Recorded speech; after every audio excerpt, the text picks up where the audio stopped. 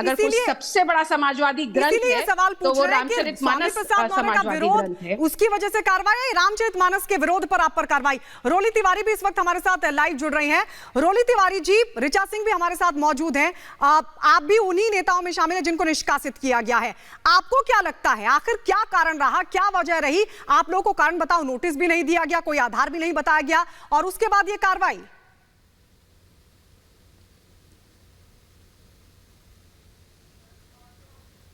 मौर्य जी ने गलत बोला तो मैंने उन पर कहा और ये बात भी कही कि मैं प्रभु श्री राम और श्री रामचरितमानस का अपमान स्वीकार नहीं करूंगी, मैं सनातन धर्म का अपमान स्वीकार नहीं करूंगी, क्योंकि स्वामी प्रसाद मौर्य जी बौद्धिस्ट हैं, बौद्ध धर्म को मानते हैं। मैंने उनको ये भी बताया कि बौद्ध धर्म में कहीं भी नहीं लिखा है कि आप सनातन धर्म का अपमान करिए, सनातन धर्म का सम्मान ना करिए।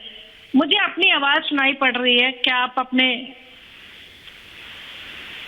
नहीं, रोली जी, अब ये जानना चाह रहे हैं कि क्या हिंदू धर्म की को लेकर अगर कोई अपनी बात पार्टी में रखेगा तो उसके लिए समाजवादी पार्टी के अंदर कोई जगह नहीं है? क्या ये मैसेज जो है क्लियर कर दिया गया है?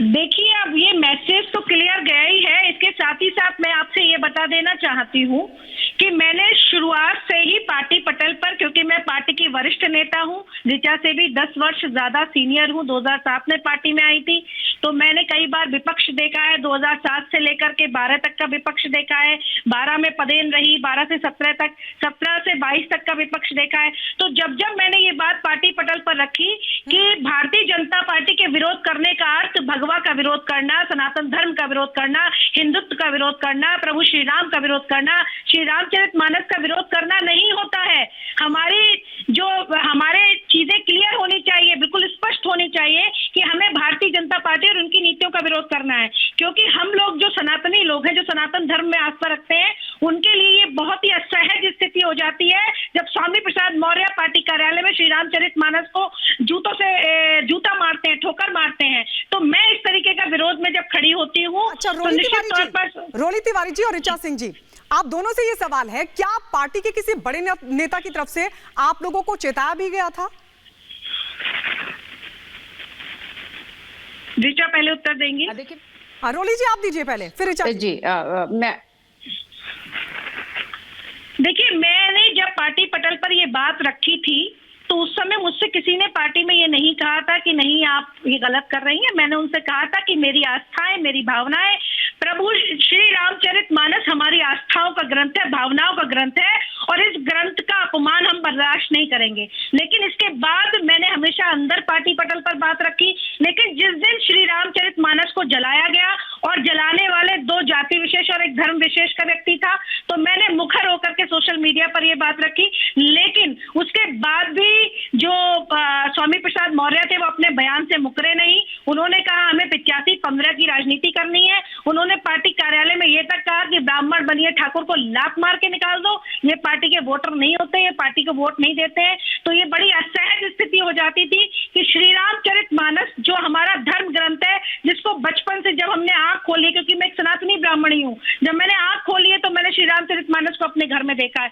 उस धर्म ग्रंथ का मैं अपमान कैसे सहती? मैं निरंतर पार्टी पटल पर यह बात रख रही थी, मैं निरंतर ये बात सोशल मीडिया के जरिए भी रख रही थी और बार बार हाथ जोड़ करके निवेदन कर रही थी कि आपसे मेरा निवेदन है कि भारतीय जनता पार्टी के विरोध का अर्थ समाजवादी पार्टी अगर करे तो भगवा का विरोध ना करे, रामचरितमानस का विरोध ना करे, ये हम लोग की आस्थाओं का ग्रंथ है। लेकिन पता नहीं किस तरीके का माहौल, मुझे तो कई बार ऐसा अनुभव होने लगा कि मैं लखनऊ में नहीं इस्लामाबाद में रह रही हूँ, जहां मैं अपने धर्म की बात नहीं कर सकती, मैं सनातन की बात नहीं कर सकती। और कल इसकी परिणति ये हुई कि 16 वर्षों की मेरी तपस्या, मेरी निष्ठा को इस तरीके से इनाम दिया गया कि मुझे बिना कोई कारण बताए, किसी भी तरह की कोई सूचना दिए, सोशल मीडिया से पता चला कि मुझे और ऋचा को पार्टी से निष्कासित किया जाता है। लेकिन ऋचा जी, क्या आप लेकिन मैं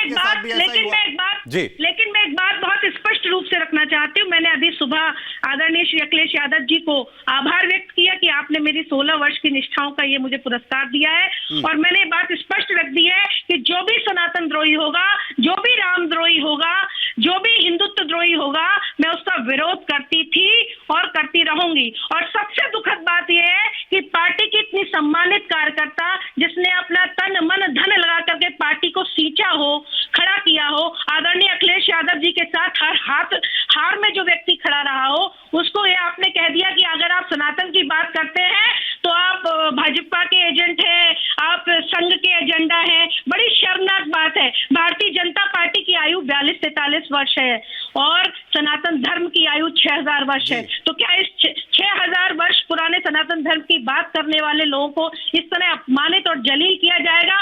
और वही स्वामी प्रसाद मौर्य जो अपनी टीम के साथ, जिनका मकसद दंगा फैलाना था, जिनका मकसद उत्तर प्रदेश में जातीय हिंसा फैलाना था, जिनका मकसद धर्मों को लड़ाना था, जिनका मकसद था कि चुनाव 2024 से पहले मोदी जी को रोकने के लिए किसी भी प्रकार से जातीय हिंसा पूरे उत्तर प्रदेश में फैलाई जाए, उस मकसद को रोकने के लिए मैंने उनसे कहा कि ये तरीका सही नहीं है, राजनीति का ये सबसे निकृष्ट और गंदा तरीका है, आप इसको मत अपनाइए। तो मुझे बदले में बिना किसी सूचना के निष्कासन मिला है। जी जी, ऋचा जी। जी देखिए, मैं स्पष्ट कर देना चाहती हूँ कि हम लोग संविधान को मानते हैं और हमारी रामचरितमानस जो कि हिंदुस्तान के प्रत्येक घर में जिसकी पूजा की जाती है, मेरा उसके प्रति अथाह आदर है और समर्पण है। और साथ ही साथ में चूंकि संविधान को मानते हैं और हमारे संविधान में ये लिखा हुआ है कि किसी भी धर्म या पंथ के लोगों की भावनाओं का सम्मान किया जाना चाहिए, उसकी आस्था के साथ खिलवाड़ नहीं किया जाना चाहिए। क्योंकि समाजवादी पार्टी एक राजनीतिक पार्टी है, ऐसे में लोगों की भावनाओं के साथ खिलवाड़ किया जाना, उनकी भावनाओं पर टिप्पणी किया जाना, यह अपने आप में बहुत दुखद है। और मैंने इस राजनीतिक जो ओछेपन में टिप्पणी की गई एक छद्म समाजवादी के द्वारा, मैंने उसका विरोध किया था, मैं उसके विरोध में खड़ी हुई हूँ। अगर पार्टी का ये स्टैंड है कि रामचरितमानस के पक्ष में खड़े होने पर मेरा निष्कासन कर दिया जाएगा तो मैं इसको सहर्ष स्वीकार करती हूँ। लेकिन हाँ, मैं पार्टी से स्पष्ट कहना चाहती हूँ कि आप लोकतंत्र की अगर दुहाई देते हैं इस दौर में, तो आपको भी लोकतंत्र का पालन करना चाहिए था। और ऋचा सिंह से आपको एक नोटिस जारी करके कम से कम इतना नैतिक बल पार्टी में जब होना आपने चाहिए ट्वीट किया कि था, पार्टी जब आपने इससे सवाल किए थे, जब आपने इस पर सवाल उठाए थे कि आप ऐसे अपमान नहीं कर सकते हैं किसी धर्म का, उनके धर्म ग्रंथों का, तो आपसे उसके बाद किसी ने सवाल किया था? क्या आपसे पार्टी फोरम पर सवाल पूछा गया था? क्या आपको चेताया गया था किसी नेता की तरफ से? मैंने पार्टी फोरम को बार बार लिख कर दिया था। मैंने माननीय राष्ट्रीय अध्यक्ष अखिलेश यादव जी को अपनी असहमति जताई थी। मेरे ऊपर पार्टी की तरफ से दबाव बनाया गया कि मैं अपने स्टैंड को वापस ले लूं, मैं रामचरितमानस पर जो स्वामी प्रसाद मौर्य जी बोल रहे हैं मैं उसके साथ खड़ी हो जाऊं। लेकिन मैंने ये तय किया कि मैं अपने स्टैंड को वापस नहीं लूंगी, क्योंकि हम जनता के बीच में खड़े हुए हैं और राम इस देश की, प्रभु श्री राम इस देश की संवैधानिक आत्मा है। सिर्फ आत्मा नहीं है, वो संवैधानिक आत्मा है। वो देश के संविधान में, इस देश की आत्मा में निवास करते हैं और मैं उसके साथ खड़ी हुई हूं, मैं अपने देश के संविधान के साथ खड़ी हुई हूं। लेकिन पार्टी को अपने नैतिक बल का परिचय देना चाहिए था। मैं 2 बार पार्टी से चुनाव लड़ चुकी हूं। वहां पे जहां पार्टी का वोट 20,000 नहीं था, मैं उसको पहुंचाकर 90,000 तक लेकर गई। मैं लोगों के बीच में जाती हूं, मुझे जनता के सवालों का जवाब देना पड़ता है। लेकिन माननीय अखिलेश यादव जी ने और समाजवादी पार्टी ने आप ट्विटर से राजनीति करना चाहते हैं, आपने ट्विटर पर एक लाइन लिख दिया कि निष्कासन किया जाता है, यही वो सवाल है, यही सवाल है। और ऋचा सिंह और